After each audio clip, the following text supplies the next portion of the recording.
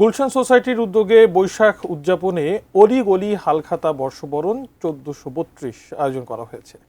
সমগ্র ঢাকাবাসী যেন পহেলা বৈশাখ উদযাপনে অংশগ্রহণ করতে পারেন সে লক্ষ্যে দুদিন ব্যাপী এই আয়োজন থাকছে। এই উপলক্ষে শুক্রবার রাজধানীর গুলশানে বিচারপতি শাহাবুদ্দিন পার্কে এক সংবাদ সম্মেলনের আয়োজন করা হয়। সংবাদ সম্মেলনে অনুষ্ঠানের বিশদ আলোচনা এবং সময়সূচি জানানো হয়। প্রথম দিন ১৩ এপ্রিল বিকেল ৪টা থেকে এবং ১৪ এপ্রিল সকালে ৮:৩০ থেকে শুরু হবে অনুষ্ঠানে কারু প্রদর্শনী, পালাগান, আলপনা আঁকা, বর্ষবরণ নৃত্য, গান, বিশিষ্ট শিল্পী ও নাগরিকদের অংশগ্রহণ এবং আলোচনা, শিশুদের অনুষ্ঠান সহ নানা আয়োজন দিয়ে সাজানো হয়েছে অলিগলি হালখাতা বর্ষবরণ ১৪৩২ এর অনুষ্ঠান।